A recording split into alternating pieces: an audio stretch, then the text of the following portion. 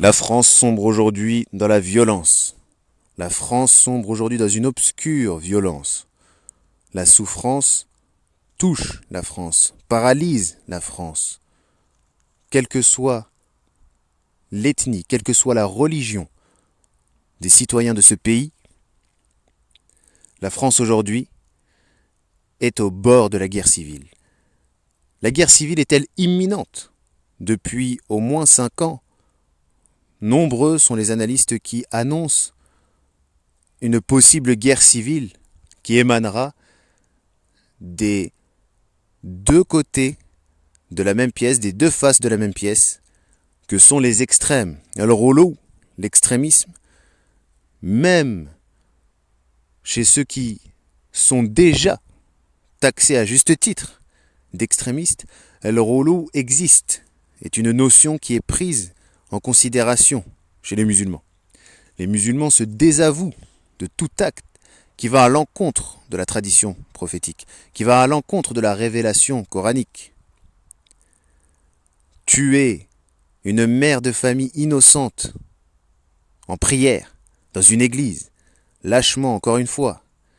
une mère de famille qui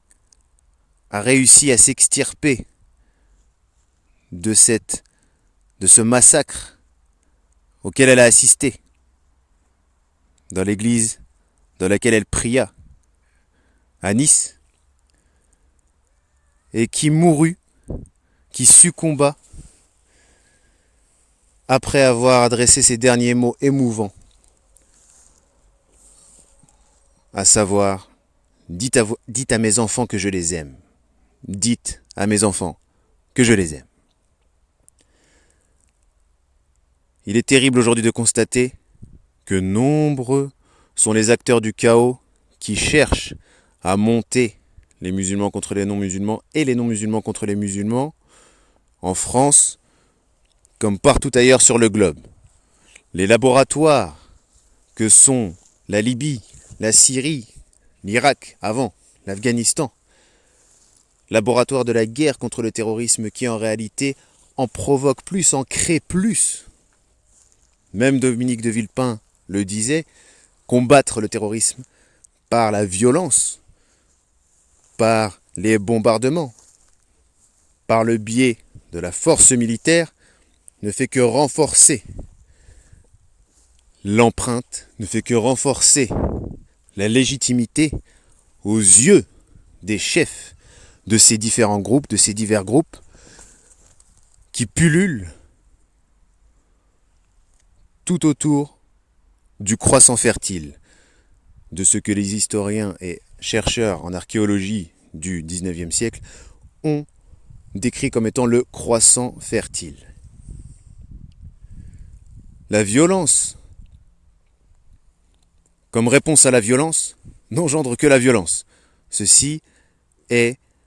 simple comme bonjour. C'est le b.a.-ba de l'art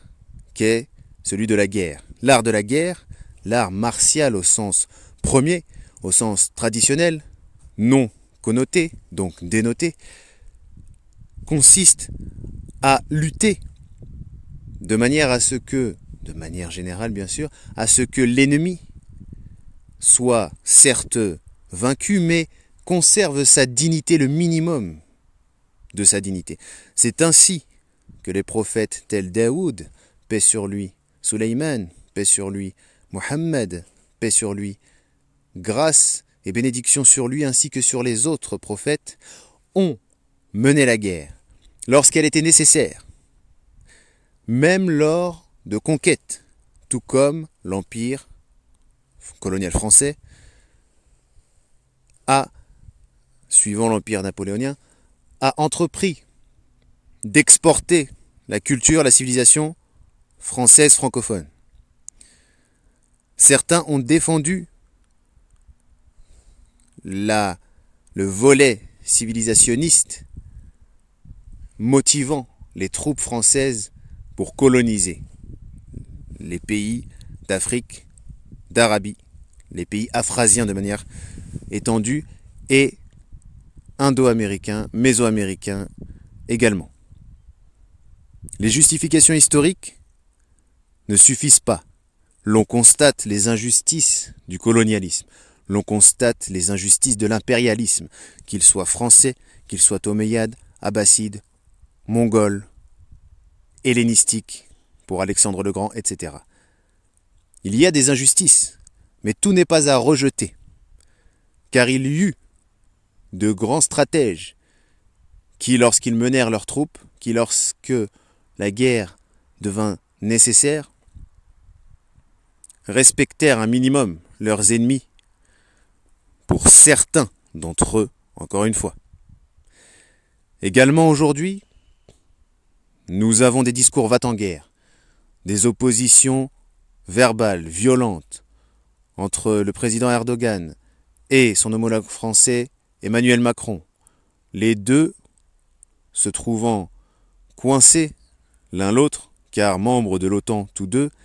sur la question chypriote, sur la question méditerranéenne, ainsi que sur la question arménienne, azerbaïdjanaise, du Haut-Karabakh. Ainsi, ceux qui écoutent les discours des uns et des autres se partisanisent, se radicalisent, prennent le parti de ceux auxquels ils s'identifient. Les islamo-identitaires s'identifient à Erdogan pour les moins extrémistes, aux djihadistes pour les plus extrémistes justement. Le parti de la démocratie, de la liberté, d'expression des droits de l'homme, supposé, se base sur les discours d'Emmanuel Macron, lui qui a réussi à rassembler ponctuellement l'extrême droite et l'extrême gauche,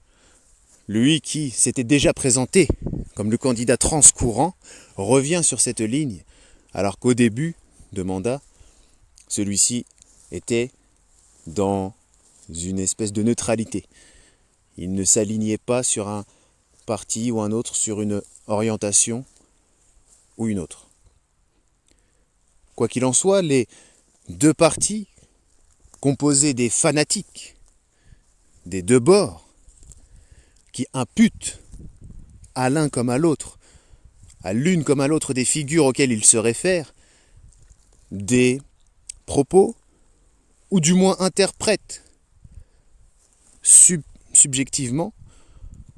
les propos, les déclarations de ces deux personnages publics. Ainsi, lorsqu'à Avignon, un homme identifié comme appartenant à la mouvance identitaire, pseudo-patriote, crypto-apatride, national-sioniste comme diraient d'autres, a été abattu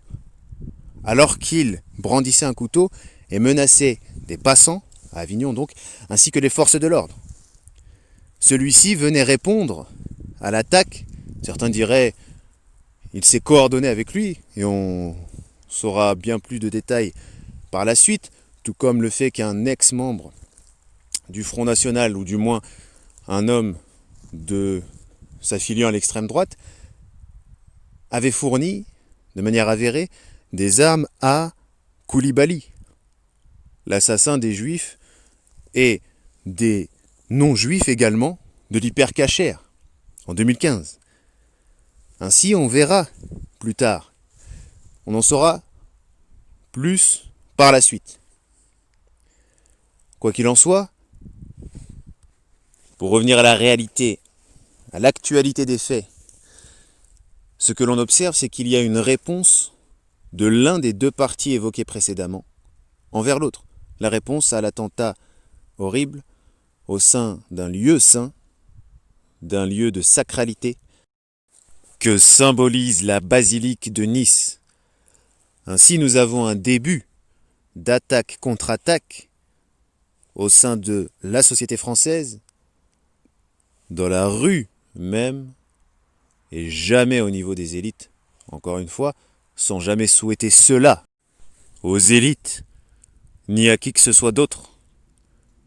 Parmi les composantes de la nation française, ainsi que de la composante, concernant la composante de n'importe quelle autre nation.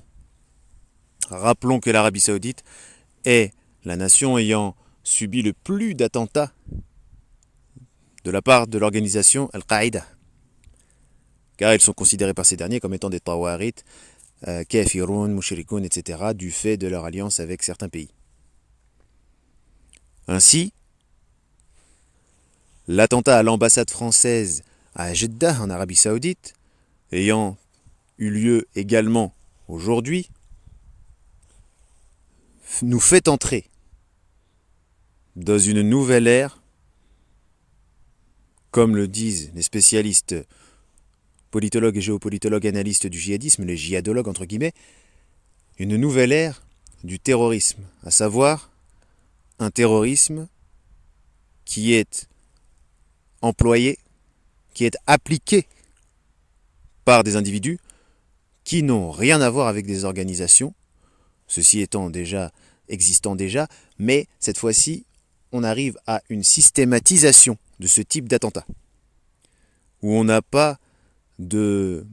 membres d'organisations justement djihadistes formés qui connaissent le maniement des armes très précisément, qui sont envoyés en mission comme par le service de contre-espionnage de l'EI, l'organisation État islamique, la Amniya, qui est envoyée à l'extérieur, sous l'égide de Abu Mohammed al-Adnani, des soldats, entre guillemets, qui combattaient pour le califat, entre guillemets. Et cette fois-ci, nous entrons dans une ère où justement, n'importe quel profil peut être envisageable, peut être à surveiller, car il serait envisageable que n'importe qui puisse passer à l'acte. C'est vers cela que l'on se dirige aujourd'hui, comme je l'ai dit encore une fois, deux côtés, entre guillemets, au sein des deux camps, entre guillemets, car nous voyons, encore une fois, les liens plus qu'étroits qu'entretiennent les deux camps en ce qui concerne le financement, en ce qui concerne le fournissement des armes, etc., pour passer à l'acte et pour, comme le dit si bien Éric Zemmour, qu'il a, lui, reçu de sources sûres militaires, qui veulent mettre en application des plans, des programmes de lutte contre la guerre civile inspirés de la lutte de l'armée israélienne et des services de sécurité israéliens contre les groupes insurgés gazaouis et plus largement palestiniens. Ainsi nous arrivons à une période faste en termes de sang, en termes de larmes et de tristesse, raison, cause des larmes qui justement viennent taillader les visages de pères de famille, de mères de famille, d'enfants, des membres même de la sphère justement islamiste, comme cet autre djihadiste même, Omar Homsen, qui condamne les attentats du 13 novembre de l'EI, car certes il fait partie de Firqatul Ghuraba, dont l'allégeance revient à Al-Qaïda, qui est donc opposé à et en concurrence avec l'EI, et qui condamne, entre autres, plus qu'entre autres, qui condamne tout comme la plupart des dirigeants des groupes adversaires de l'EI, les attentats de Nice, qui ont causé la mort de 86 personnes lors de l'attaque bélier par le camion sur la promenade des Anglais, ainsi que celui du 13 novembre 2015, ayant causé la mort de 132 personnes. Ainsi, si même ces personnes-là engagées dans la cause islamiste sur un théâtre conflictuel aussi riche et sanglant que la Syrie, riche en termes de diversité de groupes et d'idéologies, il y a justement, aujourd'hui,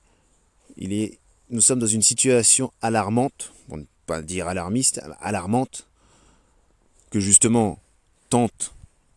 et réussissent en réalité avec brio à récupérer les alarmistes de tous bords.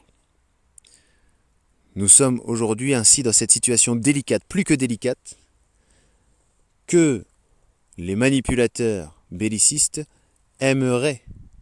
et travaillent à cela aujourd'hui, faire gonfler jusqu'à faire exploser. Restons unis ainsi, nous,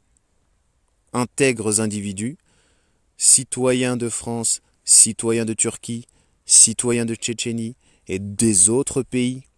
qui sont aujourd'hui impliqués dans la machine de guerre